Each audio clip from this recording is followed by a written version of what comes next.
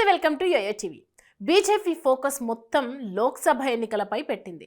తమ పార్టీ అధికారంలో ఉన్న రాష్ట్రాలే కాకుండా ఇతర రాష్ట్రాల్లో కూడా మెజారిటీ ఎంపీ సీట్లను కైవసం చేసుకోవాలని బీజేపీ ప్లాన్ చేస్తోంది. ఇందులో భాగంగానే అధిష్టానం తెలంగాణపై కాస్త ఎక్కువ ఫోకస్ పెట్టింది. ఈసారి అసెంబ్లీ ఎన్నికల్లో బీజేపీ ఓటు బ్యాంకు పెరిగింది. ఎమ్మెల్యేల సంఖ్య 3 నుంచి 8కి చేరుకుంది. ఇదే జోష్తో లోక్సభ ఎన్నికల్లో కూడా సత్తా చాటాలని చూస్తోంది.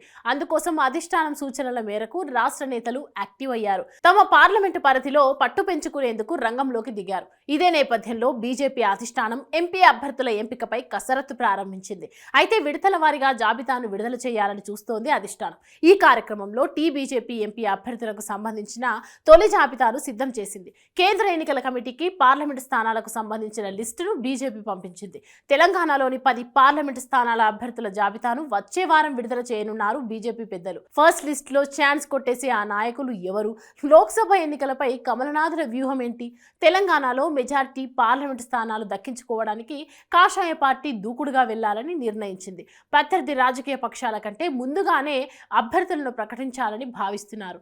ఎలాంటి వివాదాలకు తావులేని లోక్సభ స్థానాల్లో అభ్యర్థులను ప్రకటించేందుకు కసరత్తు చేస్తున్నారు. సికింద్రాబాద్, కరీంనగర్, నిజామాబాద్ పార్లమెంటు స్థానాలను సిట్టింగ్లకి కట్టబెట్టాలని డిసైడ్ అయ్యారు. సికింద్రాబాద్ నుంచి కిషన్ రెడ్డి, కరీంనగర్ నుంచి బండి సంజయ్, నిజామాబాద్ నుంచి ధర్మపురి అరవింద్ పేర్లనే రాష్ట్ర పార్టీ కేంద్ర ఎన్నికల కమిటీకి పంపించినట్లు సమాచారం. చేవెళ్ల, మహబూబ్ నగర్, భువనగిరి, మెదక్, హైదరాబాద్ పార్లమెంట్ స్థానాలకు 2 పేర్లతో రాష్ట్ర నాయకత్వం కేంద్రానికి జాబితాను పంపించింది.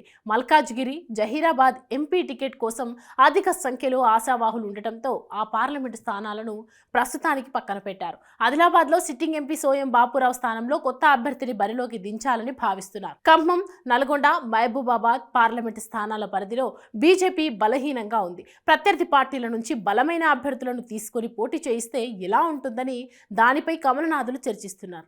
ఎస్సీ రిజర్వ్డ్ గా ఉన్న నాగర్ కర్నూల్, పెద్దపల్లి, వరంగల్ పార్లమెంట్ స్థానాలను గెలిచేందుకు బీజేపీ వ్యూహాత్మకంగా పావులు కదపాలని భావిస్తోంది. ఎస్సీ వర్గీకరణపై నిర్ణయం వెలువడితే ఈ 3 స్థానాలను కైవసం చేసుకోవచ్చని కాషాయ పార్టీ నేతలు లెక్కలు వేసుకుంటున్నారు. సిట్టింగ్ ఎంపీలతో పాటు మరో 7 స్థానాలను బీజేపీ తొలి జాబితాలో విడుదల చేసే అవకాశం ఉంది. సామాజిక సమీకరణాలను సమతుల్యం చేసుకుంటూ టికెట్ల కేటాయింపు ఉండనున్నట్లు తెలుస్తుంది. బీసీలకు 5 స్థానాలకు తగ్గకుండా కేటాయించనున్నట్లు సమాచారం. మున్నూరు, కాపు, గౌడ, ముదిరాజ్, యాదవ సామాజిక వర్గాలకు సీట్లు కేటాయించి ఆయా వర్గాల ఓట్లు రాబట్టాలని భావిస్తున్నారు. అదే సమయంలో రెడ్డి సామాజిక వర్గాన్ని దూరం చేసుకోకుండా 3 స్థానాలకు తగ్గకుండా కేటాయించాలని బీజేపీ నేతలు లెక్కలు వేస్తున్నారు. మొత్తానికి ఎన్నికల షెడ్యూల్ కంటే 20 రోజుల ముందే అభ్యర్థుల ఎంపిక ప్రక్రియను పూర్తి చేయాలని భావిస్తున్నారు. మొత్తానికి కమలనాథుల ఈక్వేషన్స్ తో ఎలాంటి పరిణామాలు చోటు చేసుకుంటాయో చూడాలి.